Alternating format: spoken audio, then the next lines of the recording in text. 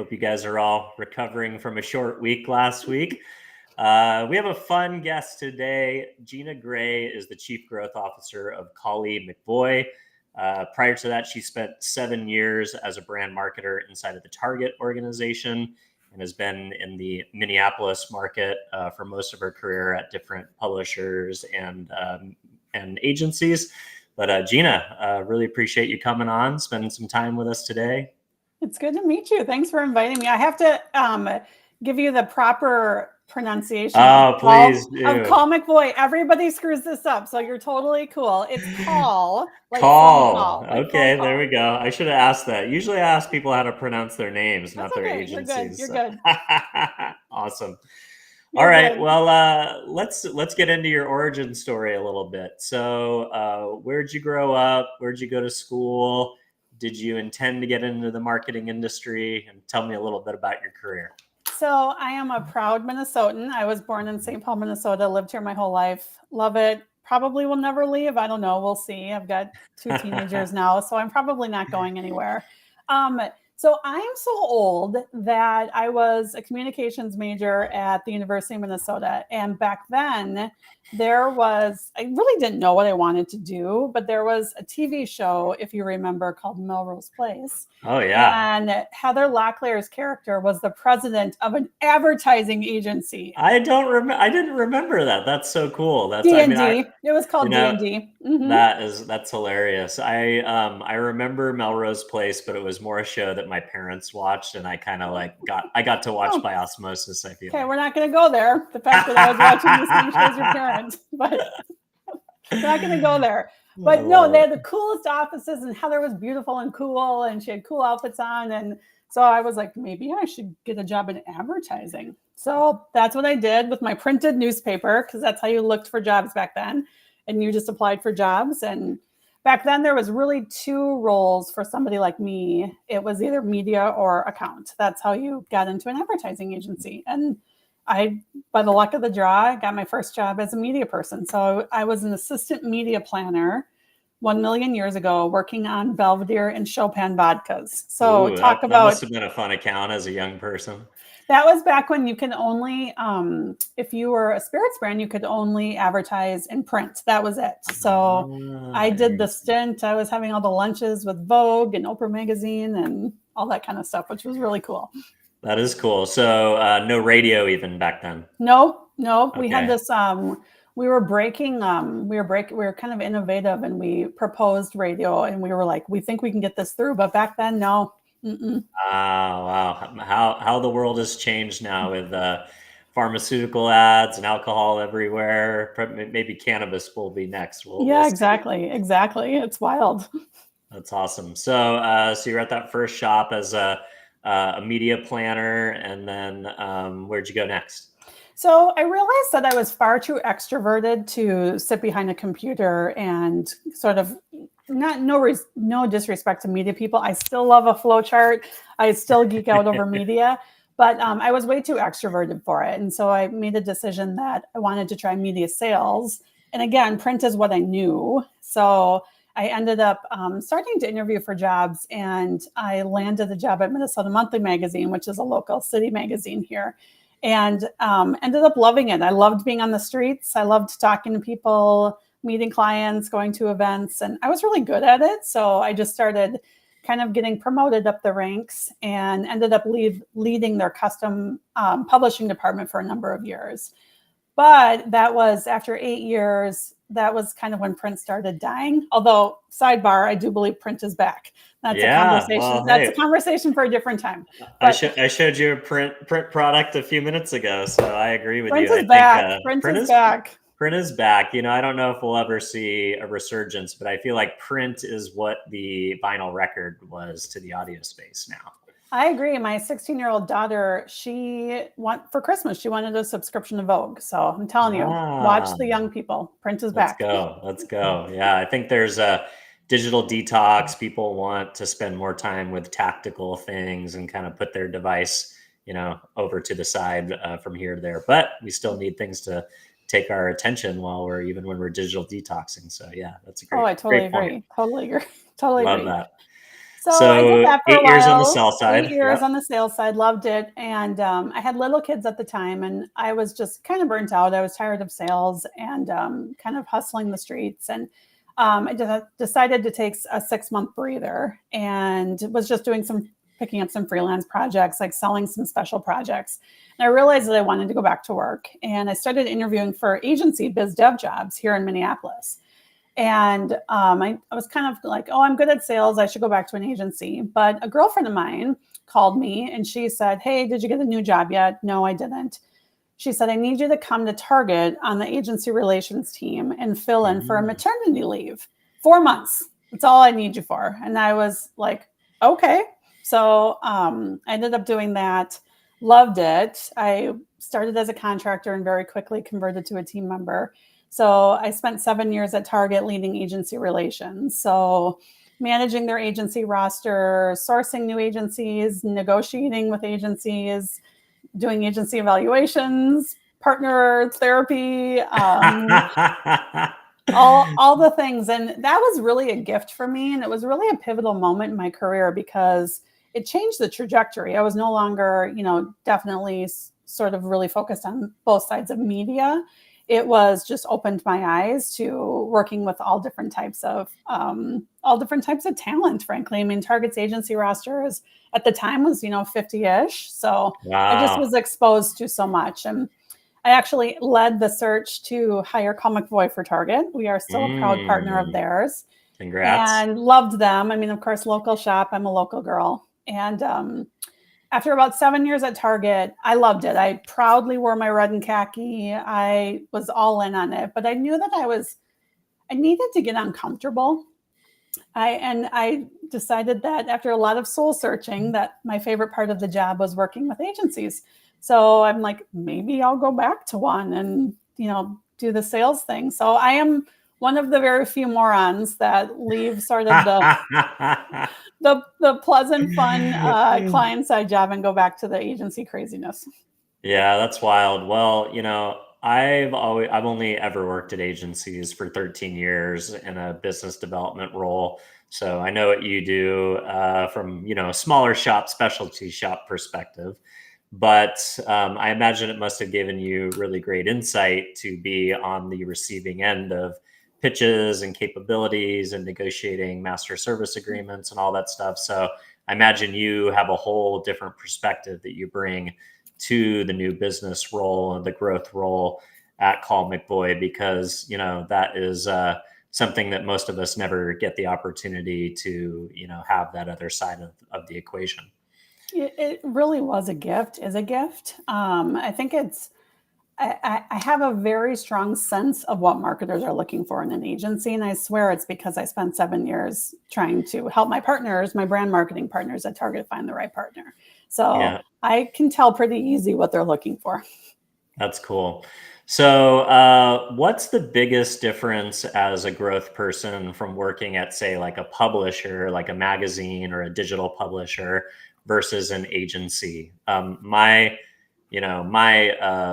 outside looking in, especially at a bigger shop, is maybe it's more of like a relationship game versus chasing like dollars and scopes, because you have to there are these long agency of record style relationships that don't get moved around. It's not a small decision. It's a big kind of longer sales cycle decision. So could you tell me a little bit about what you see as the main differences? I think you kind of hit the nail on the head. I think, first of all, like, we're not selling an audience, right? So when I was a media salesperson, you're selling an audience, you're selling access to these people, these decision makers, these consumers. Whereas us, it really is sort of B2B sales when you think about it. And so, like, majorly long sales cycles, certainly. We don't, I may meet somebody at a conference and, we start chatting and it might be 2 years before they're looking for an agency. So that is something that is a big difference. I was used to selling print advertising where it was month by month. It's like, okay, we are, you've got a new product or you need to advertise to this consumer. Now it's like, it might be years before somebody's looking for a new agency. But I think that you're 100% right on relationships. This is a relationship business. And I always say, because I saw it on the other side, there's a lot of great agencies. There's amazing creative talent all over the place. It really is, who do you want to work with? Who do you sort of respect? Who do you trust? Who's going to push you? Who's going to deliver work in the way that you want to partner together? And of course, cost is part of it, sure. But that is a big part of it for me is, do I like the people and are they going to do the work that I need them to do? For sure. What would you say is the main points of differentiation when you look at a agency landscape, like you said, where there are holding company relationships and then thousands of smaller independent agencies, and then you have the rise of this kind of mid-market holding company or ad tech roll-up? Like, what would you say is the main things that you try and focus on while differentiating Colle McVoy? Colle McVoy is in kind of a sweet spot because we are, we like to say we're perfectly mid-sized. We're about 240-ish people, and but we are full service, so we're fully integrated, and it is kind of a little bit of a unicorn right now. There's not a ton of us left because a lot of people, you've got the big holding companies who are mashing together and successfully, no disrespect, they're successfully mashing together, different disciplines to create one solution for a client. Whereas for clients that are right sized for us, we have it all under one roof. It's all here. And you see that with we announced that our new partnership with Vitamix a number of months ago. They came to us and they're working with the entire agency. And it's just been a dream because we're able to pull different levers and work really quickly and agile to get to work faster. Yeah, that's interesting. And you see this kind of trend right now of the holding companies are kind of spitting out these storied, creatively led first agencies, that are now getting sold back to the original operating partners or founders. And, you didn't see that as much with these kind of prestige agencies that had lots of awards and lots of statues get kind of returned back to the market. Is that something that you guys are noticing, is going up and pitching against these agencies that are trying to come out of holding companies and reinvent themselves? It's tricky. It's interesting. Again, us being a mid-sized agency, we pitch against all different sizes, types of agencies. We certainly, it's one of the things that makes my job hard, but also really fun. I always have a reason to talk to somebody. Sometimes we are a media agency. We're pitching media only. Sometimes we're pitching design only, sometimes PR only, sometimes full service, soup to nuts, everything. So we see all different types of agencies. We've seen certainly holding company solutions. We've also seen people sort of break away from that holding company solution. And then we're also pitching against other mid-sized agencies and then even some of the small ones. So it's really interesting to kind of see how everybody comes in. And I think it really, for me, if I'm putting my client hat on first, it's what they need first and foremost. And it's, do you want multiple agents? Do you want to manage multiple agencies? Perhaps not. Maybe your budget's not big enough to pay for all 4 different agencies overhead. It really kind of depends on what they need. There is a place for those big holding company solutions for sure. But it's, again, getting in there and deciding what that actual marketing team needs. Do you think location matters these days? Is it helpful being in Minneapolis and having that relationship with Target and having the Inspire Brands, group out there, or some of the other, Minneapolis is a pretty strong market to be in for corporate America and clients. Strangely enough, the one market I've never visited, I'd say, oh of my gosh, the major come on, cities. now's the time. Come on up. I need to come out, so we'll have to plan a lunch or a coffee at some point. Come on up. But, I do think geography matters. It's interesting but not necessarily for the reasons that you think. I think that coming out of COVID, finally, 5+ years, we are seeing a lot of clients want to partner in person with agencies again. So we're talking to a lot of people about, yes, it'd be nice to walk down the street and partner with the agency. I think people are growing very tired of Zoom calls, et cetera. So I do think geography matters. You're right. Minnesota has more Fortune 500 companies per capita than anywhere else in the country. So we are very blessed with access to a lot of brands. And what's great about it is that they are national brands. So that it's not that we're partnering with regional brands. They're national. They just happen to be headquartered here. So that does make it easy. It's an oddly small town for our size. We all kind of know each other. Sort of reminds me of Chicago, though, and obviously that's a huge city, but everybody knows each other. They've either worked together or they used to be at their agency. So it certainly makes my job a tiny bit easier when you have those connections. But so I think that connection, geography matters for connection, but I also think that geography matters for understanding consumers. And we hear a lot about that. People calling us saying, I want an agency who understands, frankly, 90% of the country. Yeah, not the bi-coastal elite agencies that are kind of high on their own supply. You said it, I didn't. You said it, I didn't. Oh, I love it. Well, look, we love our our West Coast, East Coast, our LA, New York agencies, but you're right. I mean, sometimes I feel like, especially maybe in the last 5 to 10 years, there is this idea of like, okay, well, if the country can get things so wrong, not to dive into politics, but like with predictions and polling and stuff like that, like maybe I need to understand the 90% of the people that live in the middle of the country, where that's a good percentage of my customers, right? Just saying. I love it. All right. So what is a typical day for a chief growth officer? It sounds super sexy, super fun. But tell me about what a typical day is like for you. But then I imagine a fair amount of travel as well. Yeah. So every day, it's a funny question. Every day is kind of different. So I'm a crazy morning person. So get up early, answer emails, work out, stuff like that. I spend a lot of time each day talking with procurement leads, talking with agency search consultants. I'm not sure if you're familiar, but we're part of Stagwell. Well, I know you're familiar with Stagwell, but Colle McVoy is part of Stagwell. So I spend a lot of time with their growth and comms teams as well, just kind of understanding what new opportunities are coming, what agency press is out there. But then a large part of my day is actually partnering with my colleagues at Colle McVoy. So we're vetting opportunities. We're deciding if we're a good fit for them, if they're a good fit for us. A lot of them work to come up with the pitch strategy, get the work out there, and make great work on behalf of our clients and prospects. And I'm also part of our agency senior leadership team. So then there's all of the work that goes into running the day-to-day of the agency. So each day is really different. I am a big believer in in-person networking. So you're right, there is a lot of travel. We're coming up on conference season. So I think I'm traveling 4 weeks in a row, but in October. Wow.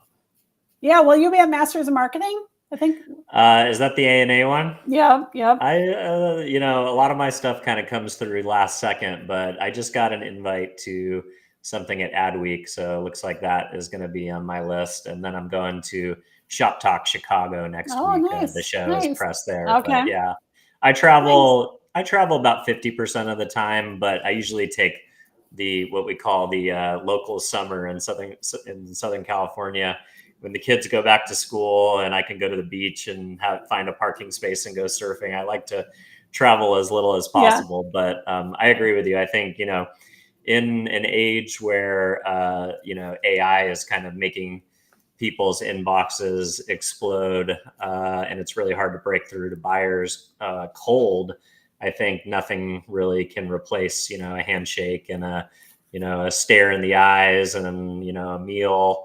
I think that's more important than ever.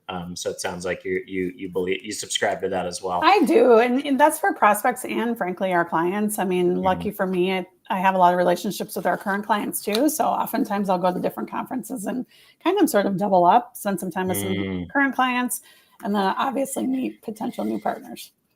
Yeah, that's really cool.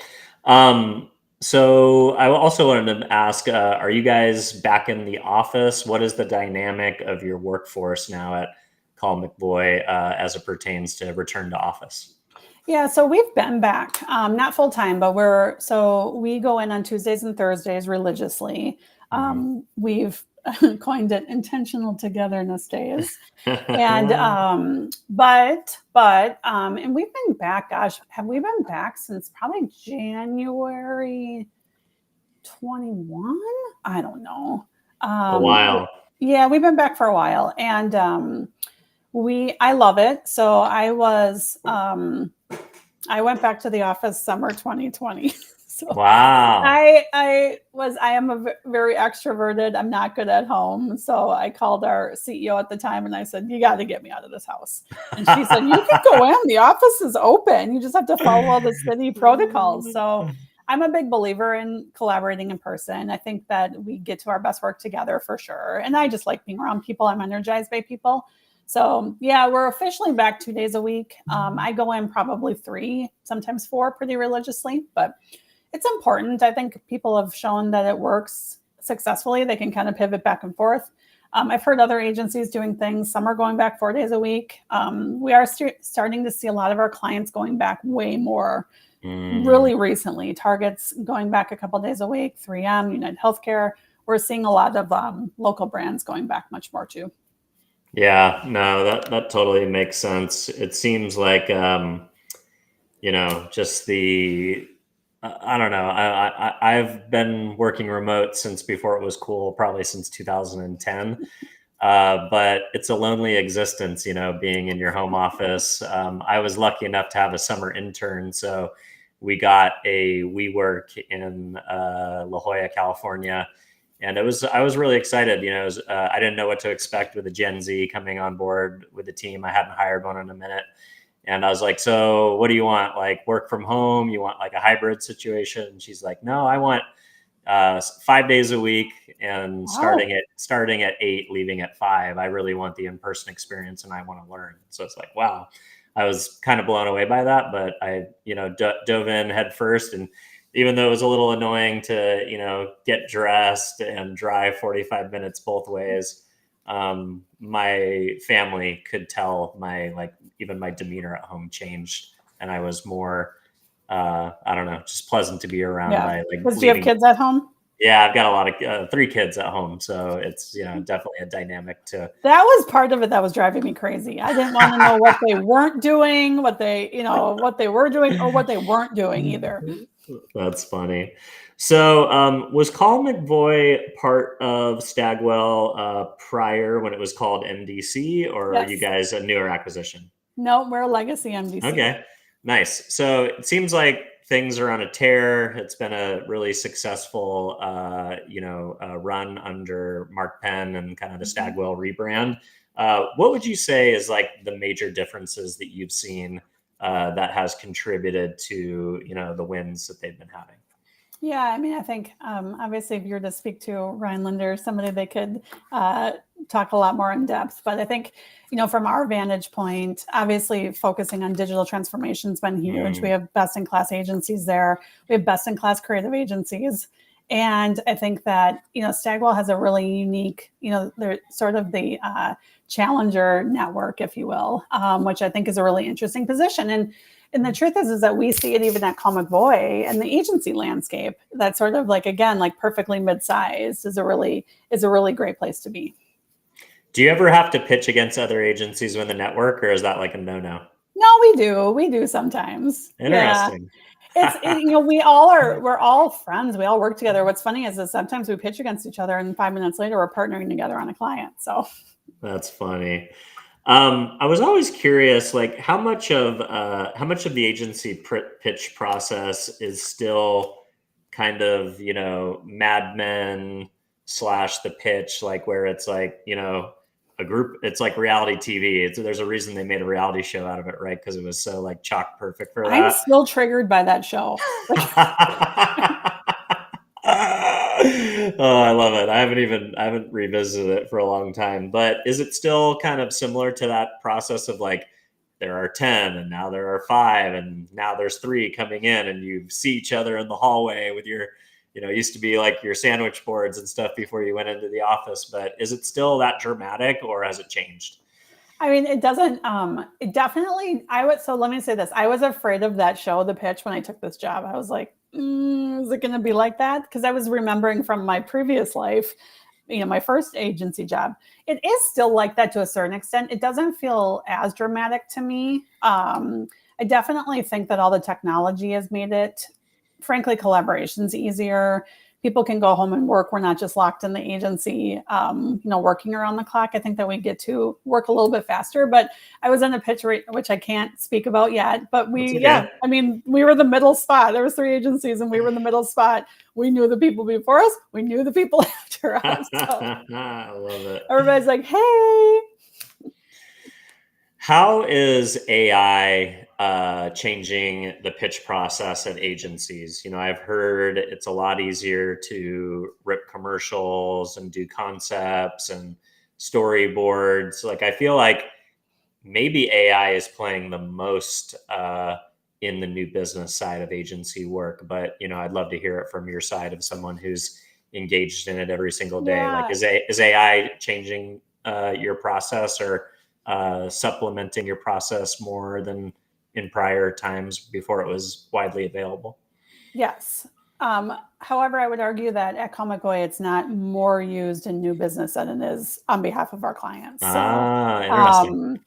So we're one of the first movers within Stagwell that's helping to, as we're adopting different softwares and technologies. So we are using it. What's really interesting with our client base, we're using it for all different reasons. Sometimes it's to create personas to test work again. Sometimes it's to make versions. Sometimes it's to test creative. So we're kind of all over the place. For new business, yes. I mean, it's helping. It's, we can create smart pills a lot faster. So just like within minutes, we can have all of the information on Lost In that we didn't have before. That would take a human, right? And Google hours to put together a report on what are they doing? What's the revenue? Who are the executives? All those things.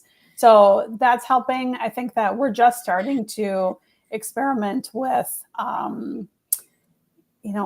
manually writing. Do we manually write RFIs, or do we just use AI to answer the same questions that we always answer? So we're trying to figure that out. I think it's a journey, especially with confidentiality and all that kind of brand safety stuff. And we're even seeing that with some of clients too and prospects. Some are saying, tell me everything about how you're working with AI. And some are saying, we don't want to touch it. It's too risky.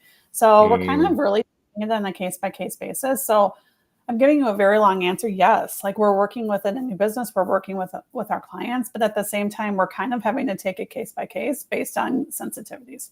Interesting. Yeah, I know there's still a lot of folks that are, when you see like Warner Brothers sues, XYZ in the headlines, there's still a lot of, I think there's still a lot of legal issues that need to fully settle before it's a closed case on it, especially when you start to get into creative and copyright and things of that nature. So another question that I had on the pitch process is, who has final say over the work that goes out in a pitch? Like, are you ultimately, as the chief growth officer, do you kind of sit as the kind of de facto client? Like are you the client? Are you the sit-in for the client as you develop the pitch, or are you more part of the process? Like, and then who is the ultimate arbiter of like, okay, there's 5 or 6 ideas, but this is the one we're going to go with? Yeah, I wish that there was, I shouldn't say I wish, there isn't one person. Yes, you're right that I am absolutely play the role of the client, and as does the entire new business team, where they're like, no, we're not answering the brief. No, they're not going to see themselves in that, et cetera.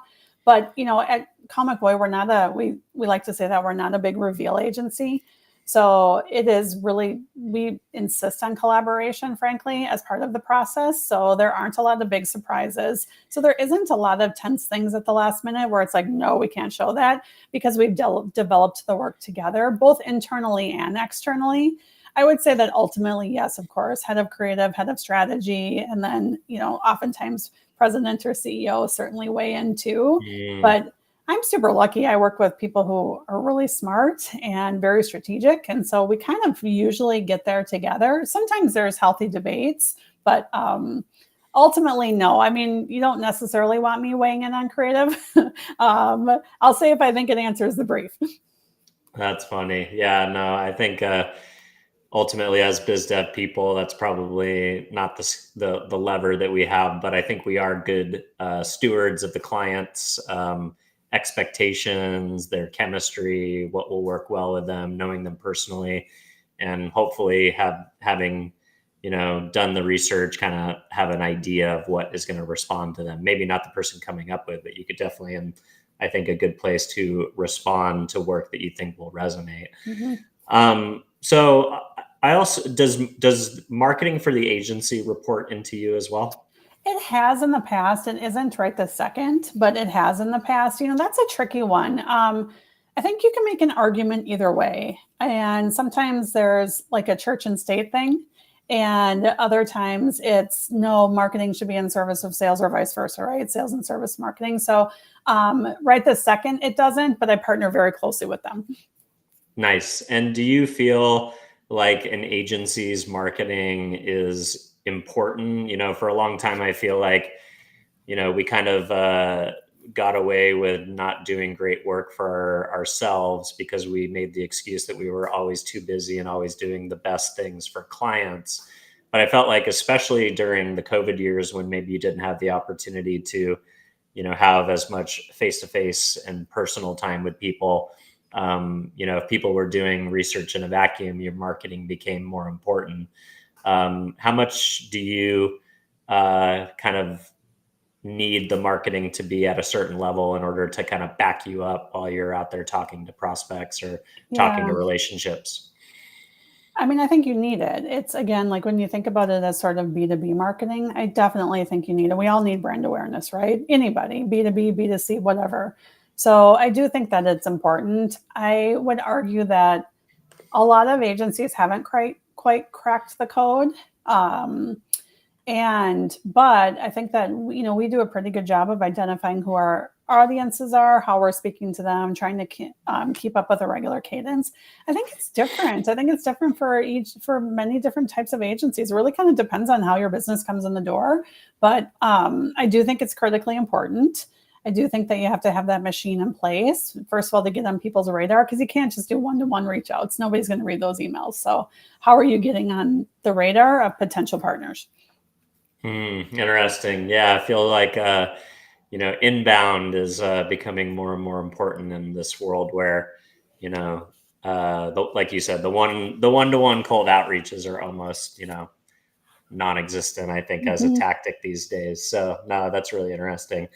So I want to talk a little bit about a topic that is, I feel like, on the minds of a lot of agency leaders right now, which is the next generation of talent within the agency world. One of the main places that we are seeing personnel disruption is on the entry level. Yeah. I think I don't know how the statistic trickles over into marketing, but I think there's like a 50% unemployment rate right now. If you look at people who just graduated college, if you look at that at the realized, unemployment rate is very low across the country, but the folks that are just coming out of school are having a harder time finding jobs. How do you guys think about developing the next generation of talent? And are you thinking about how efficiencies in AI also need to be counterbalanced with growing a talent pipeline? It's tricky. Yes, 100%. The efficiencies with AI versus like entry-level grads, 100%. I do think, though, that we believe that, yes, AI is going to solve for a lot of our sort of day-to-day tasks, or perhaps things that are a little bit more mundane, or, heavy legwork and research and stuff, sure. But I do think that we believe, at least I'll speak for myself, I believe very strongly in mentoring and coaching new talent. And I've got about 4 recent college grads that I'm helping coach right now. And we want the young talent in this industry. We need them. We need them to grow and be sustainable. So I think it's looking for the right opportunities to bring them in. I think personally that the work from home years were hard on young people in this industry. I can only speak for this industry. This is what I know.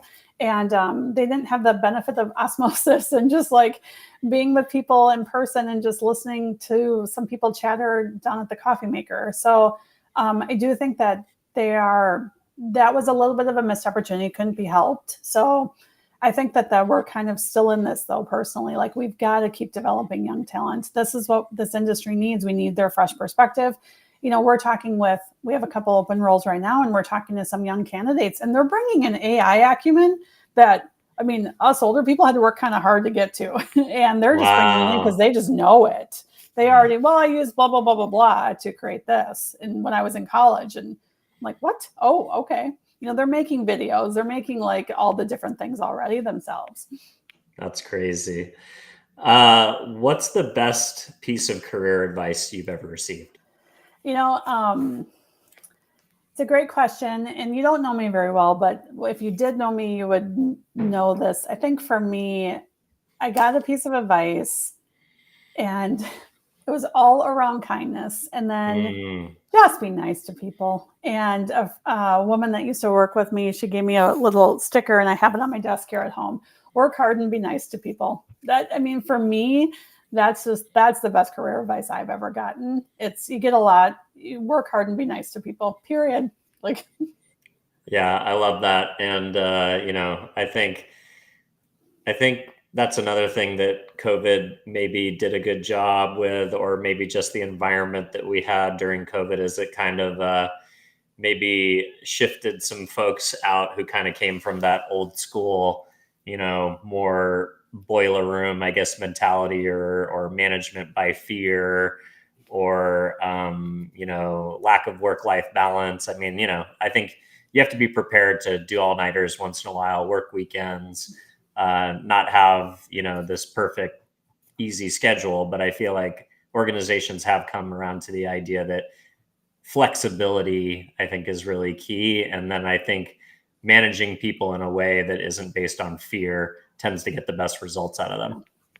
I agree. And I think that yes. I mean, I don't know. It's not successful for me. You want people to want to be here. You want to coach them to do their best work. Yes, we have to give feedback. Feedback is important. To have somebody reframed it. When I worked at Target, a colleague of mine reframed feedback, and she said, "Help me be better." And I loved that because it was just like, it takes the sting away. So yeah, no, that's great. Have you had any, I think you kind of alluded to in the last question, but have you had any important mentors throughout your career? it's interesting. I've been asked that question before, and I have a lot of them. I have so many of them that I can't just hang my head on one. Like some people will, my mentor was, Chuck Porter or something like that. Yeah. Yeah. But for me, it's always, I'm a big believer in sort of time and place. And I have a lot of great people in my network that I can tap for different reasons. So I'm pretty lucky. I've stumbled on really great, other than my very first job that I answered a newspaper ad, I've stumbled on really great jobs just by talking to people and working my network. So I'm pretty lucky. That's amazing. So if there was a young person or somebody who wanted to pivot out of a current role and get into the advertising industry, what would be your advice to them? First and foremost, I tell all young people, if you're interested in marketing or agency life, start at an agency. That is where you are going to, number one, meet your best friends. I still, at my very first agency job, are still some of my closest friends to this day. And two, you're going to learn everything. And then you can decide to take that brand side or wherever you want to go. Maybe you want to grind it out and stay in agencies forever. That's totally cool too. But I like to tell people, like, number one, start in an agency for sure. But then two, what I think is really special is just talk to people and put yourself out there. We had a young woman who was on my team, and she was like, I like biz dev, but I don't know if it's my forever. I really like making things. So I said, cool, go start doing like networking with the production team downstairs. Maybe you want to like get in and be an associate producer or an assistant producer and actually get in there and learn that trade. So I just think it's important to put yourself out there and frankly, talk to anybody. Just talk to everybody. Yeah, that's good advice. You just never know where a conversation might potentially lead. Mm-hmm. So I wanted to ask you about, hopefully you have a perspective on this, but one thing that I've noticed as somebody who's called on agencies for most of my career, pre-COVID, 50% of my time was flying around the country to, basically come into your guys' offices, buy lunch or coffee, and then get either 5 minutes to an hour of your time. Post-COVID, I've only done one in-office lunch and learn with an agency. Do you feel like that trend is coming back? Our agencies just have to be more selective about which vendors and which people they meet with.